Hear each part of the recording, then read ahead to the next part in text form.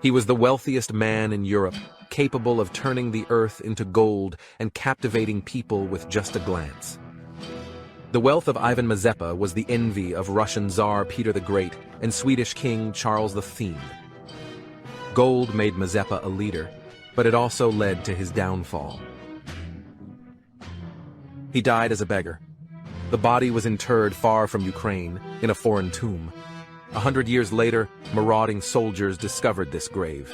They desecrated the hetman's remains and demolished the crypt. They were treasure hunters, searching for Mazepa's cursed gold. Hetman Ivan Mazepa died impoverished in a foreign land. He knew that immense wealth was concealed in Ukraine. Chests filled with gold coins, silver figurines, and the most valuable diamond of Sultan Mehmed, the size of a walnut. Mazepa successfully concealed all of this before making his escape. We are journeying in the footsteps of Mazepa's treasures. We will investigate whether the Ukrainian hetman could indeed have been an alchemist. And if so, who cursed his magical gold and why?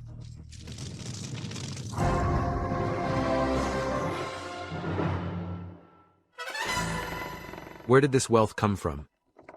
In the end, young Mazepa had no money. His father was a destitute Polish nobleman who owned merely a small farm near Kiev. Consequently, when his son Jan Mazepa came of age, his father sent him to the court of the Polish king, Jan Casimir. He hopes that the boy will be able to pursue a military career there. However, the father was completely unaware that his son possessed a unique talent. He had the gift of persuasion, the ability to charm people with a single look. No one could treat a person the way Mazepa did. Even if he didn't succeed initially, he ensured that the person shifted to his perspective during the second interaction. The Polish king immediately took notice of the boy. Jan Casimir even appointed him as the steward of his chambers, a page in the French style. When Mazepa grew up, the king sent him to study at the top universities in Europe. Such was the impact of the young page's charisma. Later, the young protege of the Polish monarch has already mastered 8 languages. He is qualified to become a diplomat in any European embassy. But unexpectedly, his tenure at the court came to an end. Mazepa's downfall was his weakness for women. Unexpectedly, the royal messenger found himself the center of attention among Warsaw's young ladies. Mazepa was not traditionally handsome, but he had large, luminous eyes and slender, pale hands akin to a woman's. His body was robust and he managed his horse well. The young man became one of the most popular individuals at court. But one night, a scandal erupted, and the page's secret affair with a noblewoman was revealed. The affluent Polish magnate Falbowski, returning prematurely from hunting, discovered his wife in bed with the royal favorite, Mazepa. The enraged husband ordered Mazepa to be bound and taken to the forest. There, the young man was stripped bare, mounted on a horse, bound tightly, and the stallion was let loose to gallop. The horse carried the prince through the forest for 10 days. During this journey, they were attacked by wolves. Mazepa had already bid farewell to his life, but suddenly the horse halted. The nearly dead prince was dragged off the horse. He was rescued by a unit of Ukrainian Cossacks. Mazepa was seething with shame. He heard the Cossacks laughing. From this point forward, he was barred from the Polish court. The prince decided to stay in Ukraine and start a new life here. Above all, always keep the lines of communication open with women. After fleeing from Poland, Ivan Mazepa decided that he would no longer let his emotions run free. He will use his exceptional talent to charm people solely in politics. And soon the prince took the first step toward power and wealth. He married a wealthy widow. It doesn't matter that she is 20 years older than him. Mazepa inherited wealth and estates from his wife. Thanks to his newfound wealth, he rapidly assumed a position of influence in the Cossack army. And once again, the gift of persuasion aids him. The former royal page became Hetman Samoilovich's right-hand man, and soon emerged as the primary contender for the hetman's mace. He inherited a vast fortune from Samoilovic. It was a military treasury. By rough estimates, it amounted to millions. This served as the initial capital for the incredible wealth that Mazepa would later accumulate. Meanwhile, following orders from Moscow, the former Hetman Samoilovic was ousted from power in Ukraine. Mazepa is rushing there. He is going to a meeting with Tsarina Sofia's favorite, the notorious briber, Prince Golitsyn. Mazepa gives the royal favorite 11,000 golden rubles. He returned to Ukraine as a hetman. Mazepa has grand plans. He dreams of becoming the wealthiest man in Europe and establishing Ukraine's independence from Russia, Lithuania, and Poland.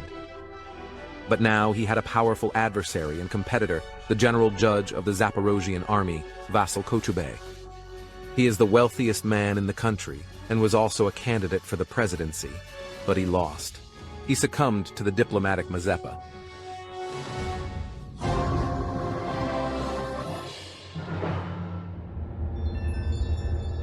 Kochubey was particularly proud of his family heirloom, the diamond of the Turkish Sultan Mehmed. It was a large oval gemstone weighing 95 carats. According to experts, today this stone would be worth $15 million. Kochubey brought this stone from Turkey, where he served as the Ukrainian ambassador to the Sultan's court. Mehmed IV had a large harem, but he never visited it. He loved people. It is unclear what kind of relationship the Sultan had with the Ukrainian ambassador. However, after his mission to Mehmed's court, Vasyl Kochubey returned home with a valuable gift, a diamond. He only showed this stone to Mazepa once, on the day he invited him to his little daughter Motria's baptism.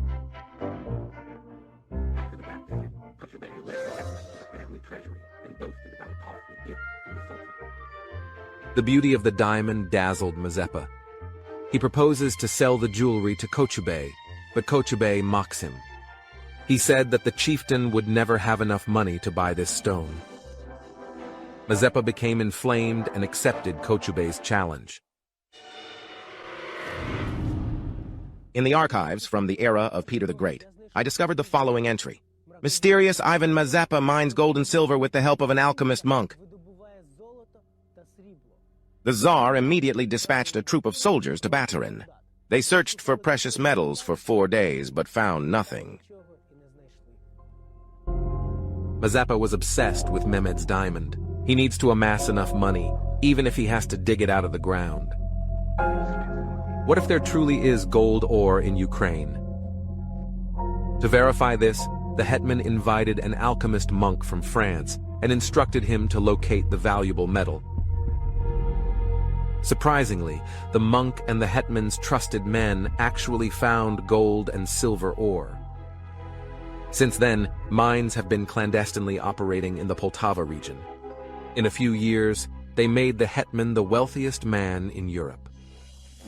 200 years after Mazepa's death, Joseph Stalin discovered these secret mines. He ordered a team of scientists to search for gold ore. The year was 1933. For nearly half a year, scientists have been searching for Mazepa's mines, but they have found nothing. The chieftain took the secret of his gold with him to the grave.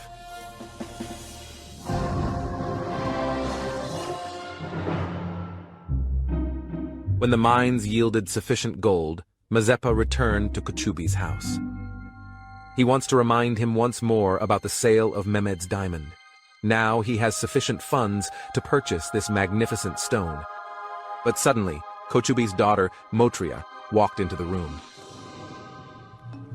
Mazepa was 70 years old at that time. His goddaughter was 16 years old. According to her age, she could easily be his granddaughter. However, history demonstrates that they were not connected through familial ties at all. This hasn't happened to him in 30 years. Mazepa fell in love. Visits to the Kochubey's house became more frequent. He presented the godmother with books and jewelry, recited his own poems with dedications to her, and Motria responded in kind. The chieftain had forgotten that his passion for women had once nearly led to his downfall. Kochube's anger knew no limits.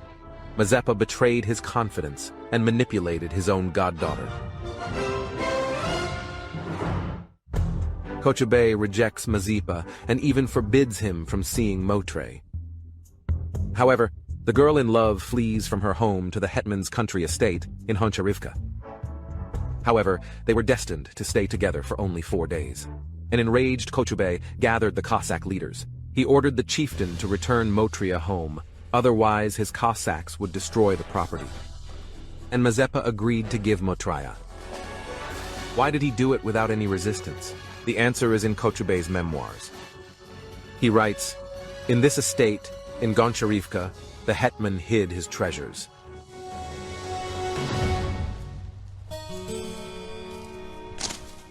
If the hetman indeed turned this castle into a massive stronghold, then everything makes sense. That's why he was so distressed when Motria arrived, and upon request he sent her back to her parents. He could simply be afraid for his treasures.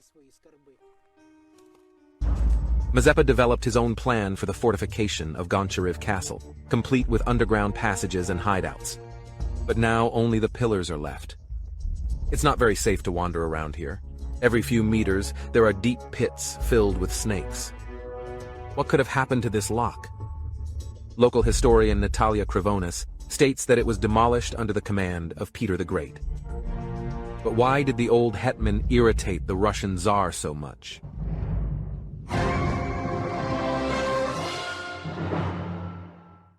Peter the Great had 30 more years of life than Ivan Mazepa. When he ascended to the Russian throne, he was only 17 years old. The young Tsar took power by force. The hetman arrived in Moscow with gifts, bars of gold and silver. He assured the young Tsar of his loyalty. The people around the hot-headed Peter were taken aback. It was as if the Tsar had fallen under some kind of enchantment. After a lengthy discussion with the hetman, he declared him his friend. It wasn't until Mazepa left that a thought flashed through Peter's head. Where did the chieftain acquire such treasures? However, this friendship was short-lived. Suddenly, the hetman developed a hatred for Peter. But why? There are two versions. The first version is political. Historians believe that the Russian Tsar alienated Mazepa. At the time, Ukraine was under threat of war from Poland. The hetman appealed to the Tsar for military assistance, but Peter declined. And thus, he was the first to violate the terms of the Pereyaslav Agreement between Russia and Ukraine. However, there is another version, a personal one. Mazepa only dared to argue with Peter once. Once, at a banquet, he drank excessively and dared to challenge the Tsar. Peter angrily pulled the old hetman's mustache in public. That day, Mazepa vowed to avenge the insult. A year later, he signed a treaty with Sweden, which is antagonistic towards Russia. Mazepa secretly received the Swedish ambassadors in a castle. Thus, there was another secret dwelling of the hetman. I located this estate 15 kilometers away from Baturin. Neither Peter the Great nor Kochube knew about him. It was here that Mazepa assembled the Cossack leaders on the eve of the war with Russia. He made them swear allegiance to Charles XII. The estate was situated on a remote island near the village of Poroshuchka and was surrounded by water on all sides. Impenetrable thickets led to the fortress, but now only ruins remained. Who demolished the hetman's secret residence? What were they searching for here? 300 years ago, in the middle of the night, 20 Cossack elders and centurions arrived at this estate. The hetman invited them to the dining hall. He said that the Russian Tsar intended to transform Ukraine into a province and scatter the Cossacks. However, King Charles X of Sweden pledged support. Then Mazepa presented the elder with a treaty for an alliance with the Swedes and compelled him to sign it. One of those who did not pledge allegiance to the Swedes was Kochube. But he was aware of Mazepa's intentions, because after this clandestine meeting, the Cossacks started to conceal their treasures.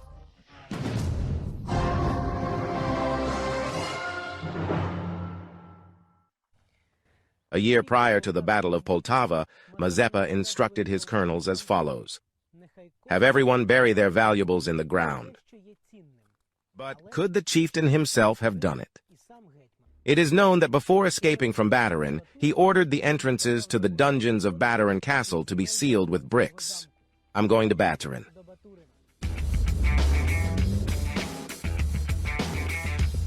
All this while, the hetman was penning letters to his beloved. He sent his final letters to Baturin through a maid.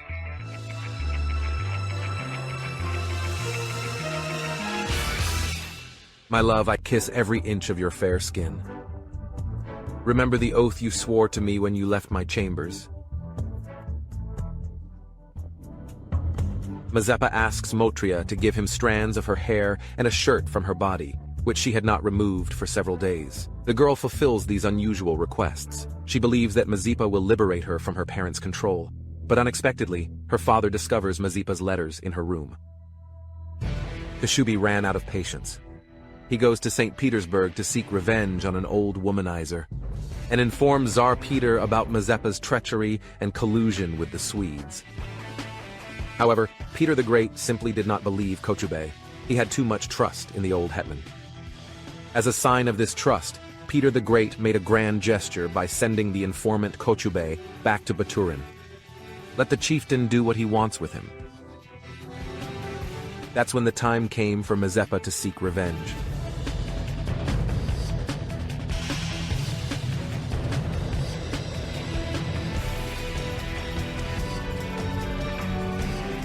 The hetman ordered Kochubey to be beaten with sticks. Under duress, the Judge General confessed where he concealed his treasures and pointed out the location where the family jewels were stored. The Turkish Shah's diamond. The following day, Kochubey was decapitated. Mazepa seized all the property and estates of the family. He also discovered Mehmed's diamond in Dikanka. Mazepa was happy. The stone finally belonged to him. After the execution, he returned to Motria. However, the girl no longer wished to see the hetman. Now she was torn between love and hatred for him. In her dreams, her father visited her every night. He carried a severed head under his arm. She complied and came here to Dikanka, to the plundered estate of her executed father. A month later, the dreadful news swept through the village that Kochubey's daughter had lost her sanity. She committed suicide. Mazepa was not aware of it.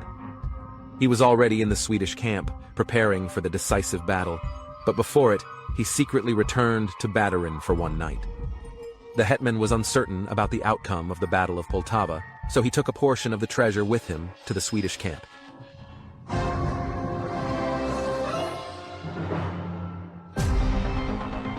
Only after Mazepa's escape did Peter the Great realize his mistake, and he personally handed the loyal Kochubey over to the traitor for execution. The Tsar dispatches units of his soldiers to Ukraine. They devastate Baturin, hunt Rivka, locate and incinerate the covert residents in Parashutka. These units have a special mission, a personal directive from Peter. Let everyone search for the property of the traitor Mazepa. Whoever finds my treasures will receive half.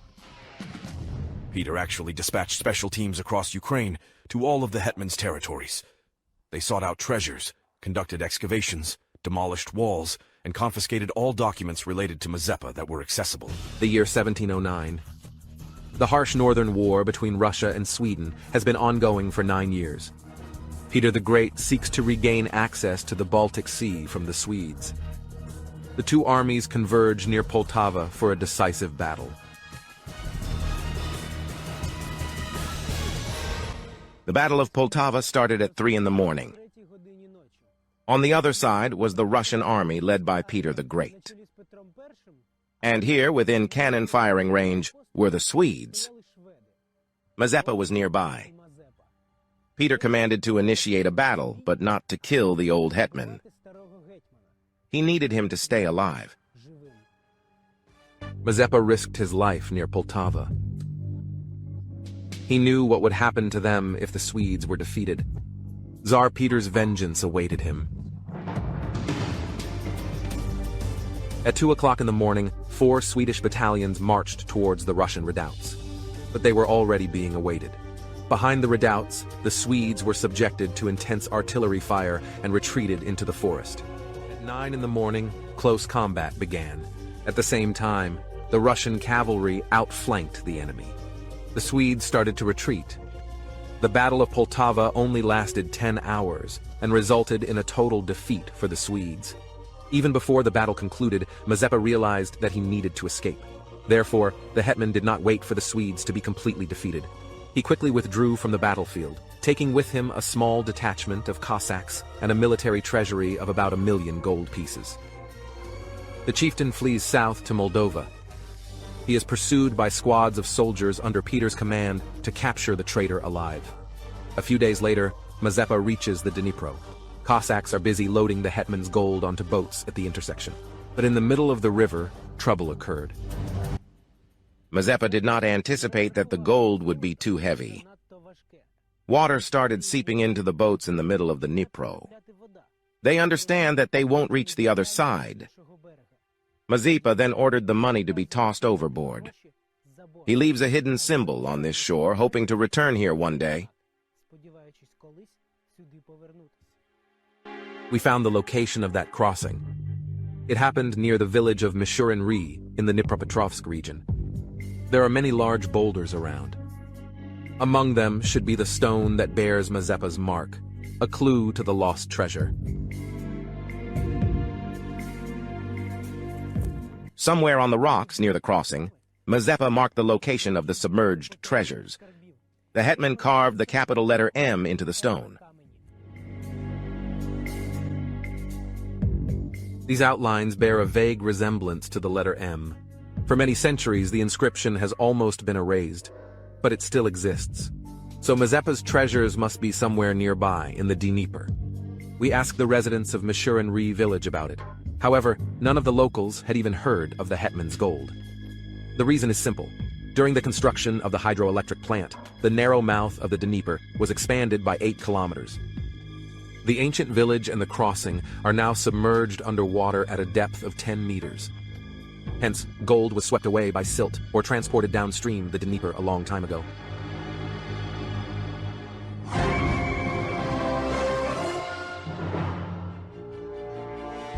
A few days after the battle, Mazepa arrived at the small Moldovan village of Benderi. He was left without money and support.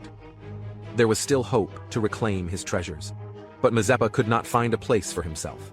He knew that not far away in Ukraine, Peter the Great was seething with rage.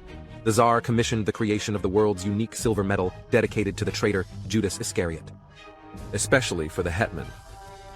But the king did not stop there. He cursed Mazepa himself and commanded the priests to curse him annually in all Orthodox churches. Gradually, the chieftain was overtaken by a mystical fear. He is a man of faith. At his command, approximately 100 churches were constructed in Ukraine, and now people within them are compelled to denounce their hetman.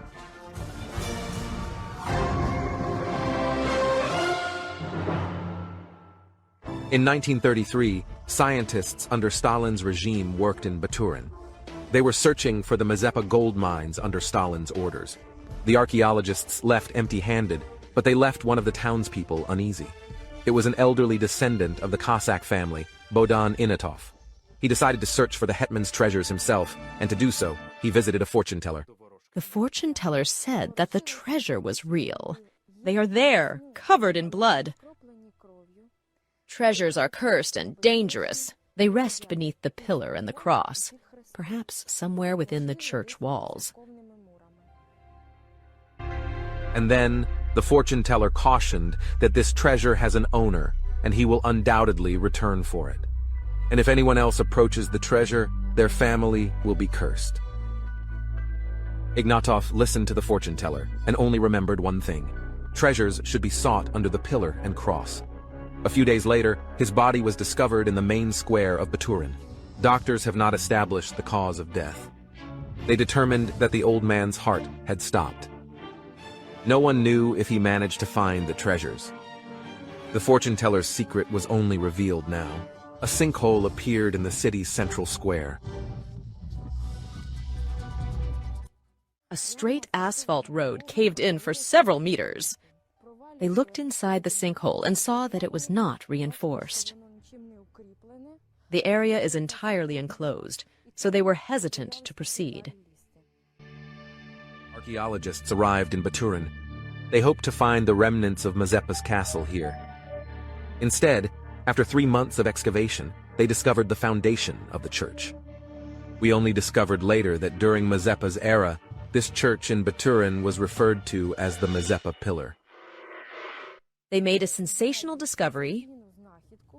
The foundation of the life-giving Trinity Cathedral was discovered. It is known that this cathedral was funded by Ivan Mazepa. In the center of this cathedral stood a bell tower designed by the hetman himself. It was the legendary Mazepan column, and the bell tower was adorned with a cross on top. It turns out the fortune teller was right. But could the chieftain really have left his legendary treasures beneath a pillar and a cross? Historians claim that nothing was actually excavated beneath the church, so the hetman's gold may still be hidden there. Once, another hetman, Bohdan Khmelnytsky, concealed his treasures in the basement of the church in Subotov. Mazepa was aware of this, and generally, throughout his life, he attempted to emulate Khmelnytsky in almost every aspect. That's why he meticulously constructed the main church in Baturin and concealed his treasure in its foundation.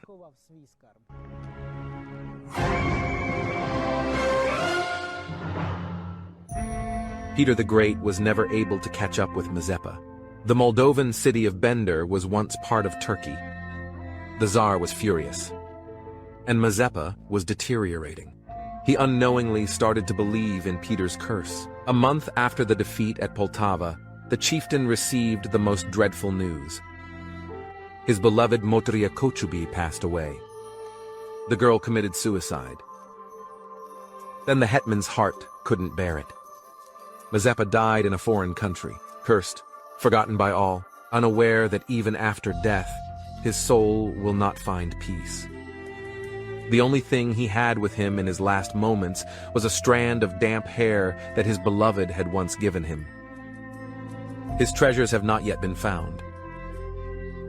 For Russia, Mazepa has forever remained a symbol of betrayal, but he became a hero for European writers and poets. All of Europe was discussing the new Casanova. George Byron and later Victor Hugo wrote poetic verses about Mazepa. Composer Franz Liszt wrote the symphony. The artists Vernet, Eugène Delacroix, and Louis Blanc painted their pictures. This is how they perceived the controversial figure of Ukrainian hetman Ivan Mazepa,